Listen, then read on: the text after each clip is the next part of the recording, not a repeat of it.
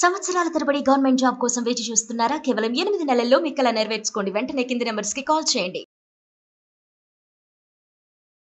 నమస్తే రమ్మగారు. నమస్తే జయ.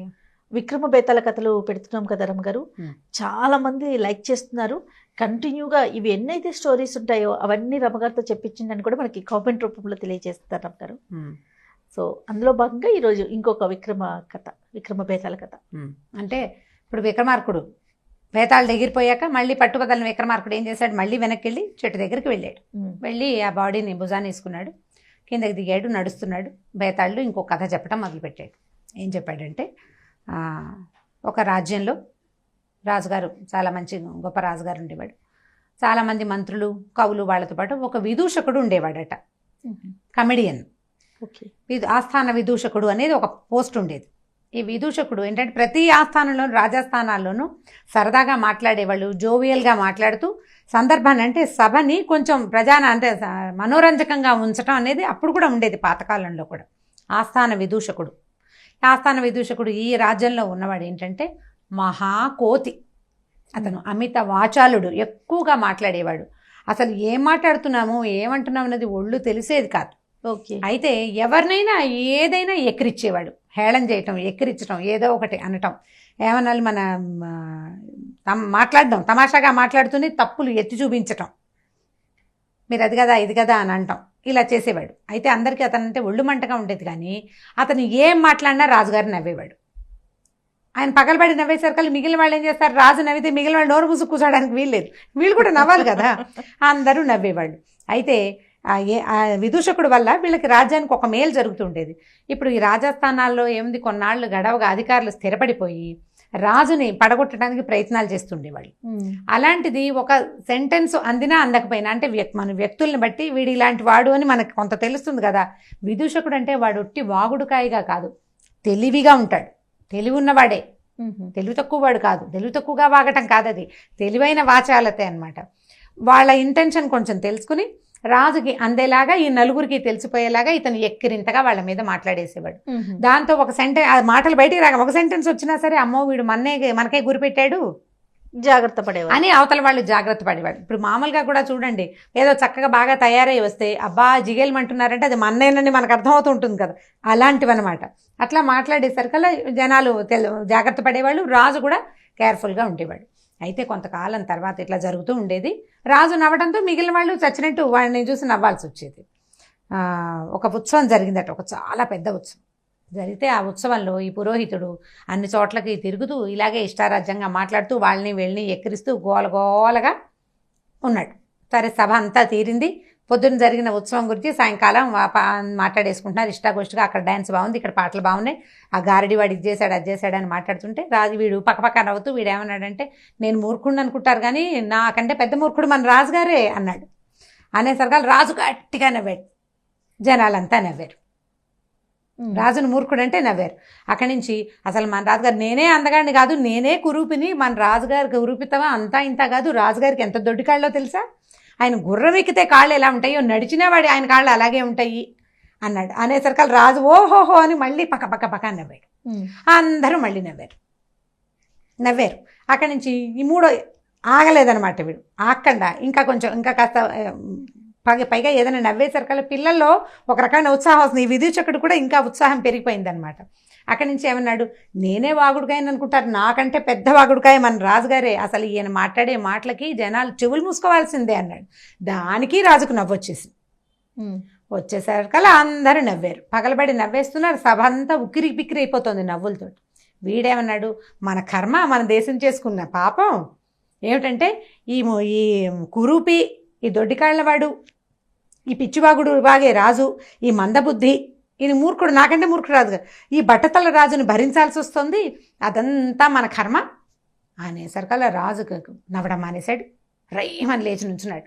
ఆపింకా ఏంటి వాచాలుడు, ఇంత పిచ్చివాగుడు బాగుతున్నావు అనేసరికల్లా వీడు ఏమన్నాడో, ఏ మాటకి రాజుకి అంత కోపం వచ్చిందో ఈ విదూషకుడికి అర్థం కాలేదు. వాడు తెల్లబోయి, నేనేమన్నాను ప్రభావం, ఏమన్నావా, నీ నోటికి వచ్చినట్టు వదరుతావా, అరే వీడిని పట్టుకోండి రాయి, వదరిపోతుంది, సింహాలకి ఆహారంగా వేసేయండి, పట్టుకోండి వీడిని అన్నాడు. సభ అంతా నిర్ఘాంతపోయింది. ఆల్ ఆఫ్ ఎ సడన్ అట్లా అయిపోయేసరికి అలా. సరే ఏం చేశారు, వెంటనే సైనికులు రాజుగారు ఏ చెప్తే చేయాలి, వీడు విదూషకుడని అదని వాళ్ళకేం పట్టింది, గబగబా వాడిని పట్టుకున్నారు, వాడిని కాస్త తీసుకెళ్ళిపోయారు, చెరసాల్లో పడేసేసారు. రేపు పొద్దున్నే సింహానికి ఆహారంగా వేసేయాలి వాడిని.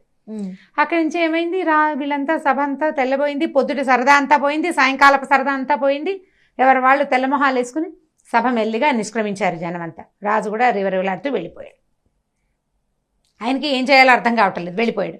వెళ్ళేసరికల్లా ఈ విదూషకుడికి ఉన్న స్నేహితులు కొంత గుంపు ఉంటుంది కదా, వీళ్ళంతా రాజుని అడిగారు, అయ్యా ఏంటండి ఏదో మాట్లాడాడు, మీరు నవ్వారు, సడన్గా మీరు ఇలా ఇంత ఇదైపోయి ఇంత సింహానికి ఆహారం అంటే రేపు పొద్దున్న చచ్చిపోతాడు, మన దేశం ఎంత తోడుని కోల్పోతుంది, మీరు ఏదైనా చెయ్యండి అంటే నేను చేయలేను, ఎందుకంటే నేను సింహాలకు ఆహారం అని సభలో చెప్పా, దానికి తిరుగు నేనేమి చేయను, దానికి వేరేగా నేను చేయడానికి కుదరదు.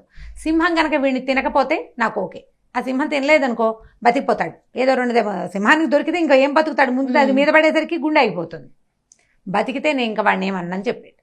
అక్కడి నుంచి వీళ్ళు ఏం చేశారు, ఆ సింహాలు వాడి దగ్గరికి వెళ్ళి, సింహం ఎవడైతే దాన్ని చూస్తాడో వాడి దగ్గరికి వెళ్ళి, ఒరే ఇవాళ రాత్రి దీనికి బాగా మెక్కబెట్టరా, ఫుల్గా పీకల దాకా దానికి తిండి పెడితే మర్నాడు పొద్దున్న దానికి ఆహారం అవసరం ఉండదు, వారం దాకా అది తిండు, అందుకని వాడికి డబ్బిచ్చి బాగా మాంసాహారం తెప్పించి ఇప్పుడు సింహాన్ని మేపేసేయి, రేపు పొద్దున ఇంకా అది వాడి దేవుళ్ళకి వెళ్ళకుండా ఉంటుందని చెప్పారు. చెప్పి అక్కడి నుంచి విదూషకుడిని చూడడానికి వెళ్ళారు. ఈ ఏర్పాటు చేశాము, ఇదేమిట్రా ఏ మాటకి రాజుకి ఇంత కోపం వచ్చిందిరా, ఏమిటి ఇట్లా అయిపోయింది, నువ్వు ఇలా అయిపోతున్నావు అంటే వాడేమన్నాడు, రెడీ అయిపోయాడు విదూషకుడు చనిపోవటానికి. ఎందుకంటే అంత ప్రీతిగా ఉండే రాజు తను ఏమన్నా నవ్వి తన అన్న మాటకి ఒక్కసారి కూడా ఎదురాడని రాజు అన్ని సంవత్సరాలుగా అతనికి రెచ్చిపోయాడంటే ఎందుకు రెచ్చిపోయాడు, ముందు నుంచి అలవాటు ఉంది, రెచ్చిపోయాడు అంతే కదా.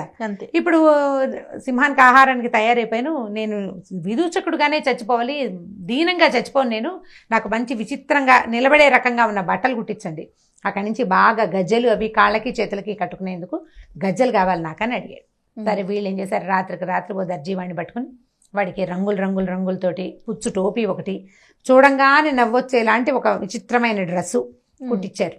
అక్కడి నుంచి పొద్దున్నే 10 గంటలైంది, పొద్దున్నే ఎవరి పనులు వాళ్ళు చేసుకున్నారు. 10 గంటలకి బహిరంగంగానే సింహానికి ఆహారంగా వేయాలి, అక్కడ ఆ ఊళ్ళో శిక్ష అది. సరే ఏం చేశారు, ఈ 2 తలుపులు ఉన్నాయట ఆ బోనికి, వీడో చోట ఒక బోన్లోకి వీడిని తోస్తారు, దానికి ఇంకో తలుపు ఉంది బయటికి. ఈ సింహం ఇది వచ్చే లోపల ఆ 2వ తలుపు దగ్గరికి వెళ్ళిపోరా, 2వ తలుపు మనిషి ఇట్లా ముట్టుకోగానే ఓపెన్ అయిపోతుంది, లోపల నుంచి మనుషులు ముట్టుకునేస్తారు, పై ఎత్తున పట్టుకుంటాం కదా, సింహం కింద ఎత్తున పట్టుకుంటుంది అని చెప్పారు అతనికి ఏర్పాటుగా. అక్కడి నుంచి ఏమైంది, సరే సింహం వచ్చింది, వీడిని అన్ని వస్తువులతోటి వీడిని కూడా ప్రవేశపెట్టారు. పెద్ద బుట్టలాంటివి ఆకుపచ్చ, పసుపచ్చ, ఎరుపు, నలుపు, తెలుపుతోటి రకరకాల రంగులతోటి విదూషకుడు అంటే చిత్ర వేషధారణతో ఉండి అన్ని గజ్జలుగా కాళ్ళ నిండా గజ్జలు కట్టుకున్నాడు. సరే వాడిని ప్రవేశపెట్టేసరికల్లా ఏమైంది, ఈ సింహం ఒక చోట పక్కన పడుకున్నది, వీడిని లోపల తోశారు, తోసి తలిపేసేసారు. తలిపేయంగానే వీడేం చేశాడు, ఒక్క ఎగిరెగిరి అదేదో కోతిలాగా చిన్నగా డాన్స్ చేశాడు. జనమంతా గొల్లుమని నవ్వారు ఆ బట్టలతోటి. ఆ పైగా అతను నడుస్తుంటే 10 మంది డ్యాన్స్ చేసేవాళ్ళు నడుస్తున్న శబ్దం వస్తుందన్నమాట, ఆ సౌండ్. రాజు కూడా పుక్కిలింతలుగా నవ్వొచ్చింది, అలవాటైపోయింది, నవ్వు ఆపుకున్నాడు బలవంతంగా. ఈసారి ఏమైంది, ఈ సింహం అది చూసింది వీడికేసి బద్ధకంగా, ఆల్రెడీ నిన్న రాత్రి ఫుల్గా తినేసింది, అట్లా చూస్తోంది, ఈ రంగులుగా ఉన్నది, మెల్లిగా లేచింది. వీడు ఒక్కోడు చేసినట్టు కాకపోతే ఈ గల్లు అన్న శబ్దానికి అది కొంచెం బెదురుతోంది అనమాట నడుస్తుంటే. ఇన్ని రంగులు, మనిషి ఏమో మొహం ఒకటే కనపడుతోంది, గల్లుమని శబ్దం.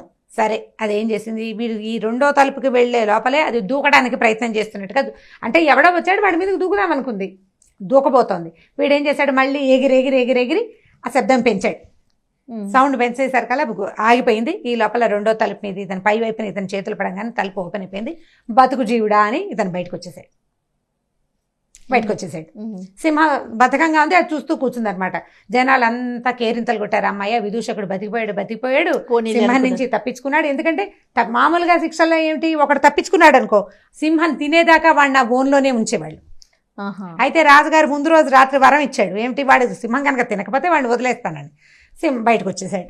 సరే వాడి వస్త్రాలన్నీ ఉడదీశారు, మామూలు బట్టలు ఇచ్చారు. రాజు మళ్ళీ వాడిని హక్కుని చేర్చుకున్నాడు. కానీ వాడు వాగుడు మానేశాడు, అతి వాగుడు మానేశాడు. ఇప్పుడు సరే ఈ కథ చెప్పాడు బేతాళుడు. చెప్పి రాజుని అడిగాడు, రాజా అన్నిసార్లు నవ్వే రాజు అకస్మాత్తుగా ఎందుకు కోపం వచ్చింది ఆయనకి, ఎందుకు ఇతన్ని చంపేసేంత ఉధృతమైన కోపం రాజుకి ఎందుకు వచ్చింది, సమాధానం తెలిసి చెప్పకపోతే నీ తల పగిలిపోతుంది, సమాధానం చెప్పమన్నాడు. రాజుగారికి సమాధానం అర్థమైపోయింది ఏమిటి అని. ఇప్పుడు వాడు ఏమన్నాడు, రాజు మూర్ఖుడు, రాజుకి దొడ్డికాళ్ళు, రాజుకి అతిబాగుడు అన్నాడు. వీటికి అవునా? నవ్వారు. చిట్ట చివరిది రాజుకి బట్టతల అన్నాడు. ఈ మొదటి 3 అబద్ధం. రాజుగారికి దొడ్డికాళ్ళు లేవు, రాజుగారు మూర్ఖుడు కాదు, రాజుగారు వాచాలుడు కాదు. కానీ ఆఖరి మాట నేను బట్టతల ఉంది చూసావా, అది నిజం. ఓకే. ఎప్పుడైనా సరే నిజాన్ని బాహాటంగా చెబితే ఎవరికీ నచ్చదు. నీకు లేనిది అంటే నవ్వొస్తుంది, నీకు ఉన్నదాన్ని నలుగురిలో చెప్తే ఒళ్ళు మండిపోతుంది. అందుకు రాజుకి కోపం వచ్చింది. ఆయన బట్టతల సంగతి కిరీటం కింద దాక్కుంటుంది బట్టతల ఎప్పుడు. ఓహో. తల మీద ఏదో క్యాప్ పెట్టుకుంటాడు, ఎవరికి కనపడదు. రాజుగారికి బట్టతల అని తెలిసిపోతే ఎట్లా? దాంతో ఆయనకు ఒళ్ళు మండిపోయింది. నా బట్టతల గురించి ఎత్తుతాడు, నా బట్టతల అయితే మాత్రం వీడికెంది గుండెలు, నా బట్టతల పేరు చెప్పడానికి అని కోపం వచ్చేసింది ఆయనకి. ఎవరైనా సరే నీ ముక్కు వంకరగా ఉందంటే ఎంత కోపం వస్తుందో వంకర ముక్కు వాడికి. వంకర ముక్కు లేకపోతే కోపం రాదు, నవ్వొస్తుంది కదా. ముక్కు వంకరగా ఉందంటే మా అమ్మ నాన్న ఇలాగే ఇచ్చారు, ఒళ్ళు మండిపోతుంది. ఇప్పుడు రాజు కాబట్టి చంపేయడానికి ఉధృతం వచ్చేసింది స్పీడ్గా.